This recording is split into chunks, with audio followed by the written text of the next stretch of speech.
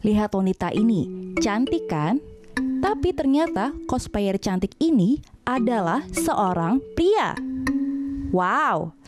Seorang cosplayer Jepang baru-baru ini keluar sebagai seorang pria yang menggunakan make up, wig, dan aksesori tambahan demi penampilan yang super feminin layaknya karakter anime. Pria bernama Rei Dunois ini memiliki 61.000 follower di Twitter dan ribuan di Instagram.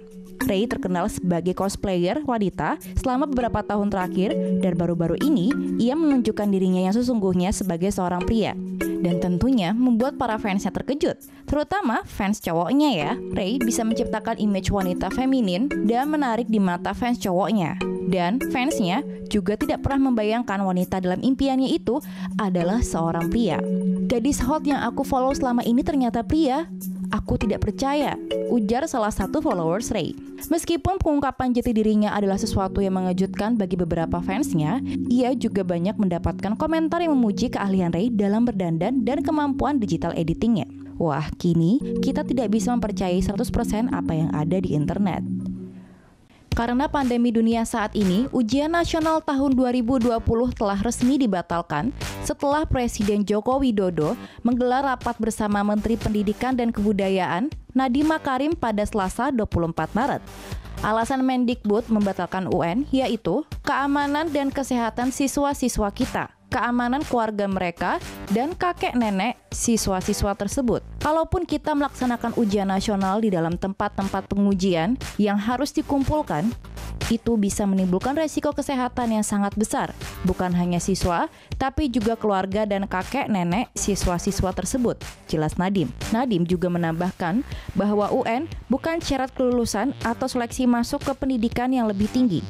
Untuk ujian kelulusan sekolah, Nadiem menjelaskan bahwa itu bisa dilakukan di masing-masing sekolah dengan berbagai opsi, melalui online atau melalui angka nilai 5 semester terakhir. Keputusan pembatalan UN ini dilakukan karena penyebaran wabah dunia yang masif di Indonesia. Semula UN untuk siswa SMA akan berlangsung pada 30 Maret mendatang, UN bagi siswa SMP pada akhir April mendatang. Penyebaran wabah COVID-19 diprediksi akan terus berlangsung hingga April, jadi tidak mungkin kita memaksakan siswa untuk berkumpul melaksanakan UN di bawah ancaman wabah COVID-19 sehingga kami sepakat UN ditiadakan, ujar Syaiful Huda, Ketua Komisi 10 DPR yang mengurus bidang pendidikan. Berita ini menjadi angin segar bagi para siswa yang selalu dihantui UN setiap tahun, tapi mungkin sedikit berbeda dengan para orang tua siswa. Menurut beberapa orang tua murid kepada reporter BBC Indonesia, mereka mendukung kebijakan pemerintah yang membatalkan UN.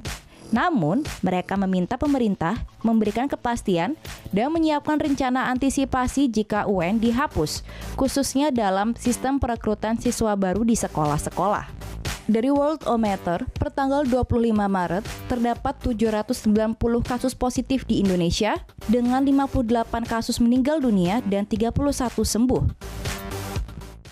Menurut laporan terbaru oleh Pusat Pengendalian dan Pencegahan Penyakit, bahan RNA dari COVID-19 dapat bertahan di beberapa permukaan lebih lama dari yang ditunjukkan oleh penelitian sebelumnya. Para ahli menganalisis bagian dari dalam kapal pesiar Diamond Princess yang dikarantina di Yokohama, Jepang, dan menemukan bahan RNA dari COVID-19 di kabin penumpang yang simptomatik, tidak bergejala, yang telah terinfeksi SARS-CoV-2 hingga 17 hari setelah mereka meninggalkan kapal pesiar. Bukti ini ditemukan sebelum desinfeksi kamar.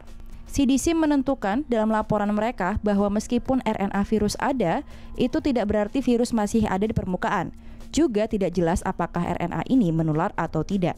Mengomentari laporan itu, tinjauan teknologi MIT mengatakan desinfeksi permukaan yang tepat membunuh jejak virus di semua permukaan.